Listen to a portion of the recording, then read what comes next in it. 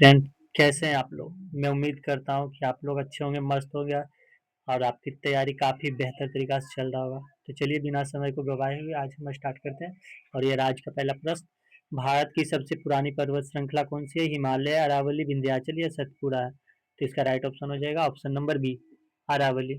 अरावली है भारत की सबसे पुरानी पर्वत श्रृंखला है। ऑप्शन बी के साथ चलेंगे। अगला प्रश्न ये रहा कि दक्षिण भारत की सबसे ऊँची चोटी कौन-सी है?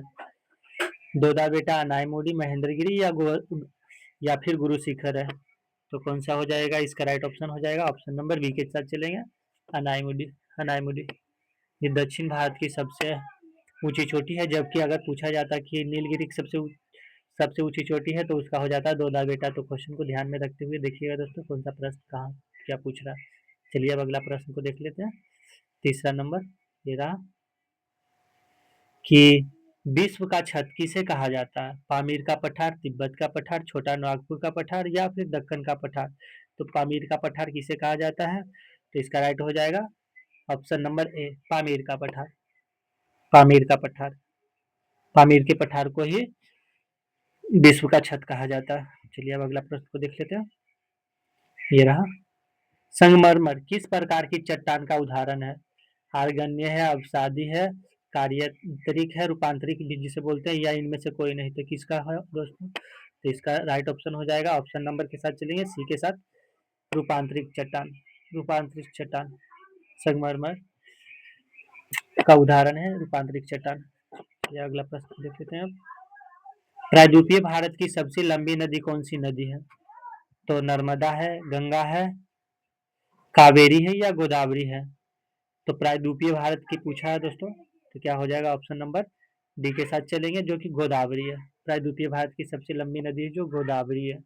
कौन सा? तो गोदावरी हो जाएगा इसका right option, option number D के साथ चलेंगे। अगला नंबर ये रहा, छठा नंबर प्रश्न आज का, कि सुंदरवन डेल्टा कौन सी नदी बनाती है? गंगा और ब्रह्मपुत्र बनाता है, गंगा और झेलम नदी बनाता है, झेलम और सिंधु बनाता है, या कृष्णा और कावेरी बनाता है? तो किस दो नदियों के मिलने से सुंदरवन डेल्टा का निर्माण होता है? हाँ, तो इसका राइट ऑप्शन हो जाएगा ऑप्शन नंबर ए के साथ चलेंगे, गंगा और ब्रह्मपुत्र। गंगा और ब्रह्मपुत्र, गंगा और Brahmaputra, option A number, Ganga और ब्रह्मपुत्र के मिलने से ही सुंदरवन डेल्टा का निर्माण होता है। चलिए अब अगला प्रश्न को देख लेते हैं। ये रहा 7वां नंबर प्रश्न, भाखड़ा नांगल परियोजना किस नदी पर बनाया गया है? झेलम, सतलज, चिनाब या फिर रावी? तो किस पे बनाया गया है? भाखड़ा नांगल परियोजना किस पे बनाया गया? तो इस पे जो सतलज पे बनाया गया है।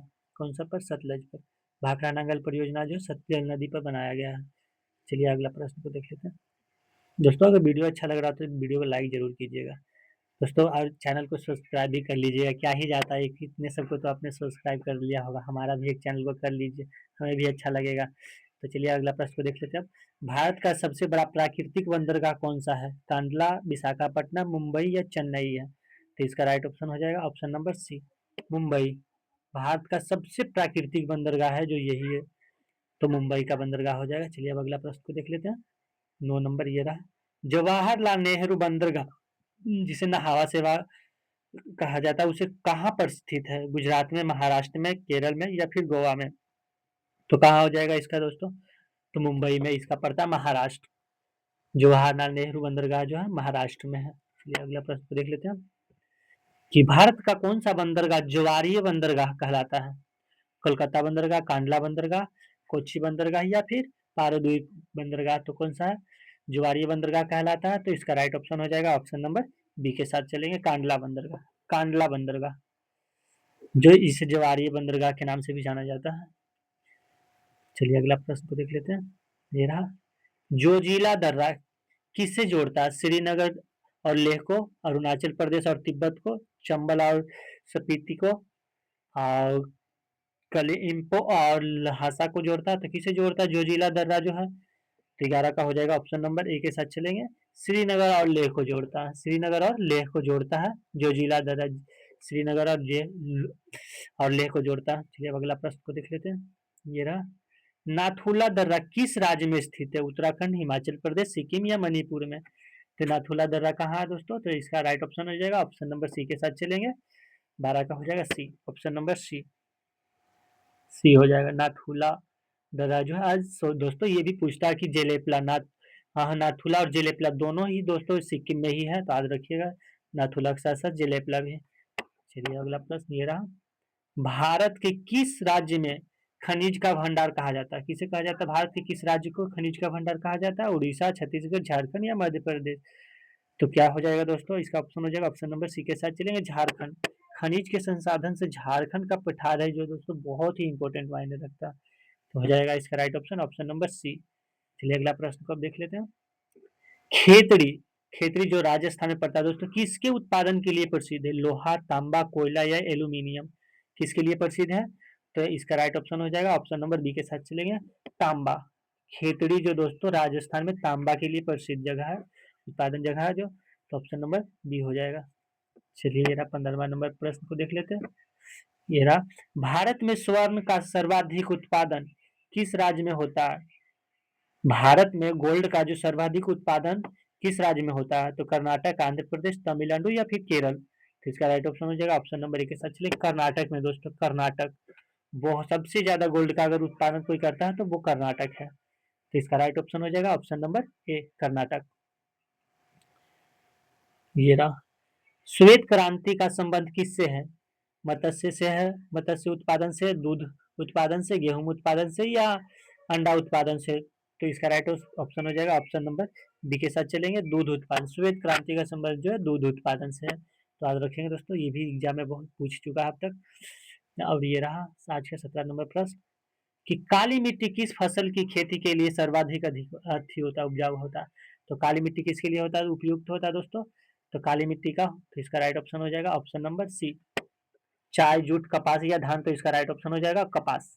कपास की खेती के लिए काली मिट्टी का बहुत ही उपजाऊ होता है दोस्तों, इसलिए काली मिट्टी में कपास की खेती की जाती है। चलिए रहा 18वां प्रश्न, भारत की जलवायु मुख्य रूप से किस प्रकार की है?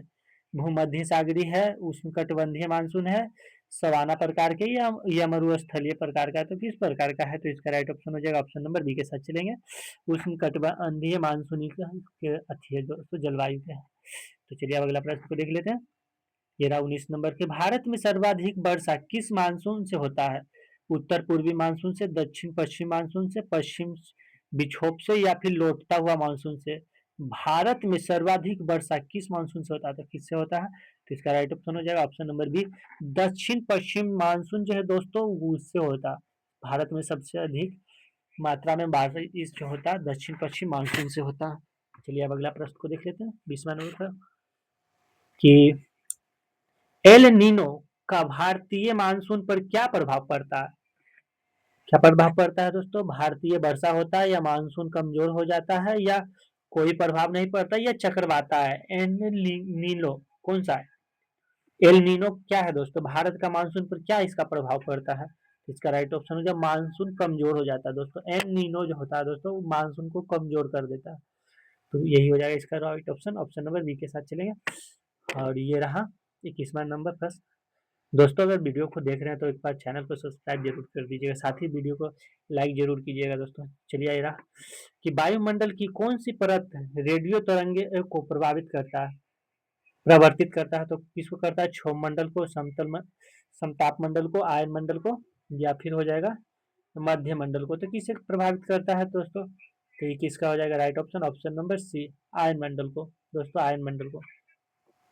इसका राइट ऑप्शन हो जाएगा ऑप्शन नंबर सी, आयन मंडल को। चलिए अब अगला प्रश्न को देख लेते हैं 22वां नंबर को।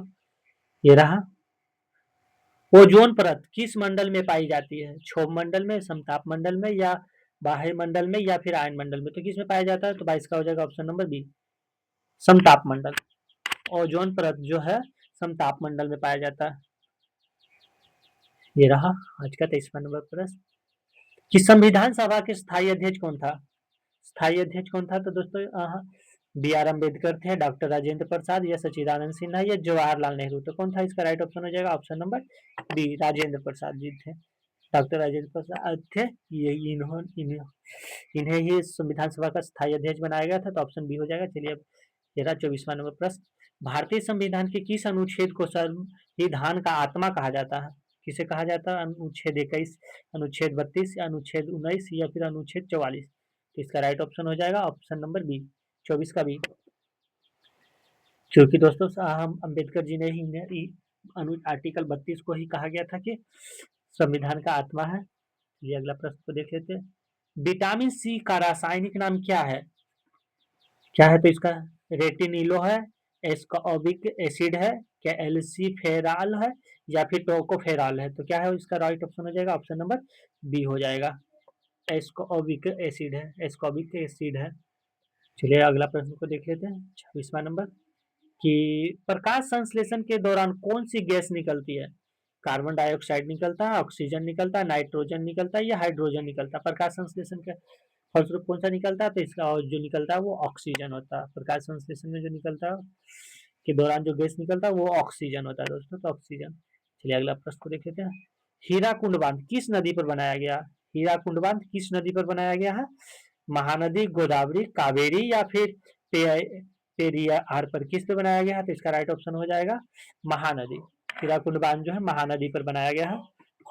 ऑप्शन नंबर ए के साथ चलेंगे। ये रहा। आप अगला प्रश्न को देख लेते हैं। साइलेंट वैसी या इसे शांत घाटी किस राज्य में है? तो किस राज्य में है? तमिलनाडु, कर्नाटक, केरल या उत्तराखंड में? तो इसका राइट ऑप्शन हो जाएगा ऑप्शन नंबर सी के साथ चलेंगे। Option number C Kerala, sorry Kerala दोस्तों, केरल। केरल हो जाएगा इसका राइट ऑप्शन। साइलेंट वैली जिसे शांत घाटी भी बोलते हैं, तो केरल में है, केरल में।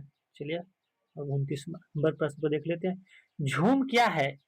एक लोक नृत्य है, एक नदी का नाम है, खेत एक का एक प्रकार है या फिर एक जनजाति है? तो झूम क्या है दोस्तों? इसका राइट ऑप्शन हो जाएगा option number C. Option number C, खेत एक प्रकार का, खेती का एक प्रकार है। 29 का खेती का एक प्रकार है। क्या है? तो खेती का एक प्रकार है, सी नंबर। चलिए अगला प्रश्न को देख लेते हैं।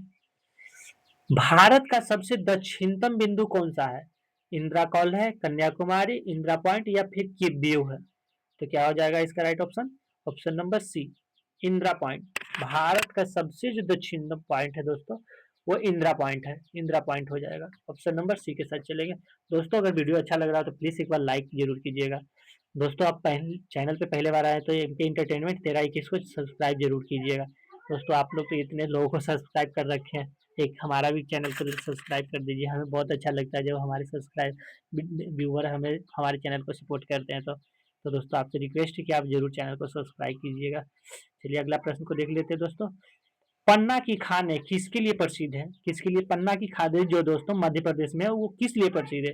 सोना के लिए, चांदी के लिए, हीरा के लिए या फिर लोहा के लिए? तो किस लिए प्रसिद्ध है दोस्तों? तो इसका ऑप्शन हो जाएगा ऑप्शन नंबर सी, पन्ना की खाने जो दोस्तों हीरा के लिए प्रसिद्ध है। क्योंकि हीरा के लिए जो एक खान है मध्य प्रदेश में वो पन्ना की खान जो इसके लिए ही प्रसिद्ध है, हीरे के लिए। चलिए अगला प्रश्न को देख लेते हैं। ये रहा आज का अगला प्रश्न। ये रहा कि राउरकेला इस्पात संयंत्र की स्थापना किसके सहयोग से हुई थी? तो किसके सहयोग से हुई थी दोस्तों? तो रूस, जर्मनी, ब्रिटेन या अमेरिका, किसके सहयोग से हुआ था? इसका राइट ऑप्शन हो जाएगा option number B. Option number B, ये रहा जर्मनी दोस्तों, जर्मनी के सपोर्ट से हुआ था। किसका हुआ था? Germany. Option number B, option number B Germany के साथ। चलिए ये रहा आज का 33वां नंबर प्रश्न को देख लेते हैं कि भारत का सबसे पहले सूर्योदय किस राज्य में होता है? तो किस राज्य में होता है? गुजरात, असम, अरुणाचल प्रदेश या मणिपुर?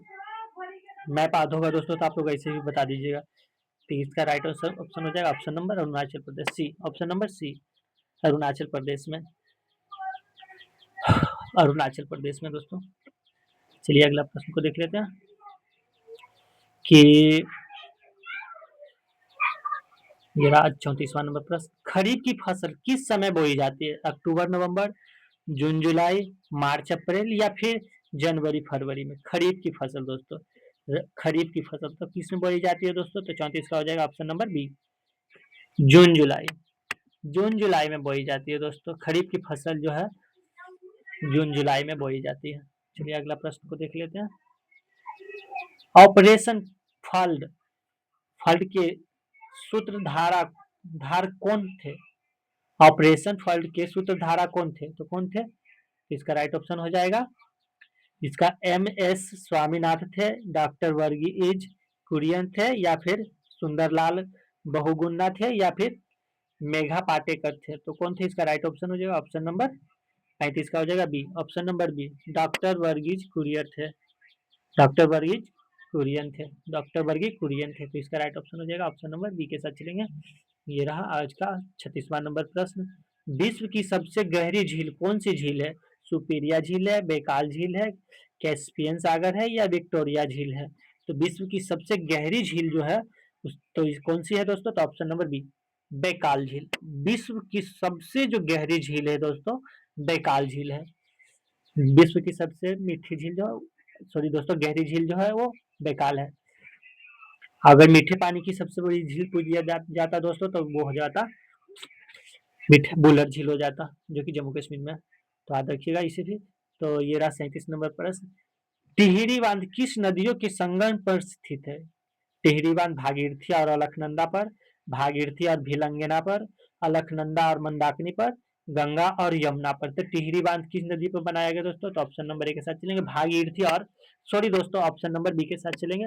हाँ, भागीरथी और भिलंगना, भागीरथी और भिलंगना की दोस्तों ऑप्शन नंबर बी के साथ चलेंगे। भागीरथी और भिलंगना हो जाएगा, इसका राइट ऑप्शन बी हो जाएगा। तो ये रहा आज का 38वां नंबर प्रश्न। नील क्रांति का संबंध किससे है? नीली क्रांति का संबंध किससे है? आकाश और अनुसंधान से, जल संरक्षण से, मत्स्य पालन से या फिर उर्वरक उत्पादन से? तो नीली क्रांति का संबंध जो है वो मत्स्य पालन से है। क्या चीज से? तो दोस्तों इसका राइट ऑप्शन हो जाएगा ऑप्शन नंबर सी हो जाएगा, मत्स्य पालन। सॉरी, नीली क्रांति का संबंध जो मत्स्य पालन से। चलिए इसका राइट ऑप्शन सी हो जाएगा। अगला प्रश्न को देख लेते हैं कि भारत का सिलिकॉन वैली किसे कहा जाता है? भारत का सिलिकॉन वैली किसे कहा जाता है? हैदराबाद, पुणे, बेंगलुरु या नोएडा? तो किसे कहा जाता है? तो इसको भारत का सिलिकॉन वैली है जो दोस्तों, उसे बेंगलुरु को कहा जाता है। Silicon valley, silicon valley Bengaluru को कहा जाता है दोस्तों। ऑप्शन नंबर सी के साथ चलेंगे। ये राज्य का 40वां नंबर प्रदेश। सिपकिला दर्रा किस राज्य में स्थित है? या सॉरी दोस्तों, या फिर सिपकिला दर्रा किस नदी घाटी में स्थित है? तो सिंधु घाटी में, सतलज घाटी में, तीस्ता घाटी में या फिर ब्रह्मपुत्रा घाटी में? तो कौन सा घाटी में? तो इसका राइट ऑप्शन रहेगा सिपकिला का जो सतलज में, सिपकिला का हो जाएगा राइट ऑप्शन सतलज, सतलज में हो जाएगा। सिपकिला दर्रा जो है वो सतलज घाटी में स्थित है। चलिए देख लेते हैं अगला प्रश्न 41 नंबर। राज्यसभा का परिण सभापति कौन होता है? राष्ट्रपति होता है, प्रधानमंत्री होता है या फिर उपराष्ट्रपति होता है या लोकसभा के अध्यक्ष होता है? ये भी प्रश्न बहुत बार एग्जाम में आ चुका है। इसमें लोग बहुत सारे गलती करके चले आते हैं और उनको लगता है कि अच्छा सही मार्क है। तो इसका राइट ऑप्शन हो जाएगा ऑप्शन नंबर कौन सा हो जाएगा इसका राइट ऑप्शन दोस्तों? ऑप्शन नंबर सी, उपराष्ट्रपति। उपराष्ट्रपति जो होता है दोस्तों वही राज्यसभा का पदेन सभापति होता है। उपराष्ट्रपति जो होता है राज्यसभा का पदेन सभापति कहलाता है। चलिए अगला प्रश्न को देख लेते हैं दोस्तों। प्लीज वीडियो को लाइक कर दीजिए ताकि आप चैनल को सब्सक्राइब जरूर कीजिएगा दोस्तों। क्या ही जाएगा आपका दोस्तों, बस एक लाइक ही। आप वीडियो का एक चैनल पे एक ही बार तो सब्सक्राइब करना होता है, कर दीजिए, हमारा भी भला हो जाएगा।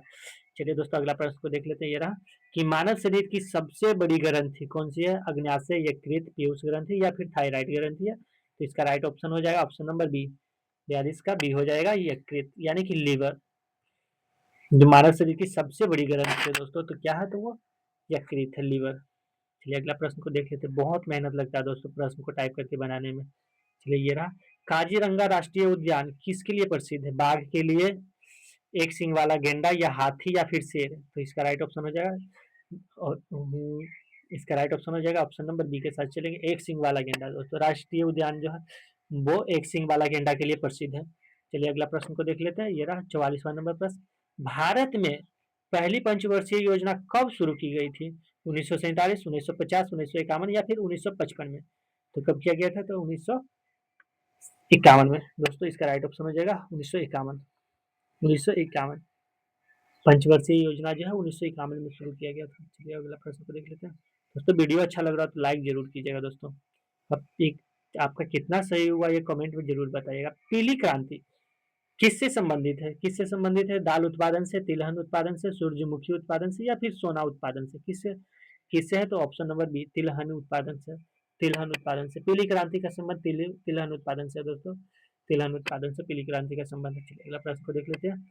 ये रहा, बॉक्साइट किसका प्रमुख अयस्क है? किसका? लोहा, तांबा, एल्यूमिनियम या जस्ता? बॉक्साइट किसका अयस्क है? तो इसका जो एल्यूमिनियम का, किसका अयस्क है? एल्यूमिनियम का अयस्क है बॉक्साइट।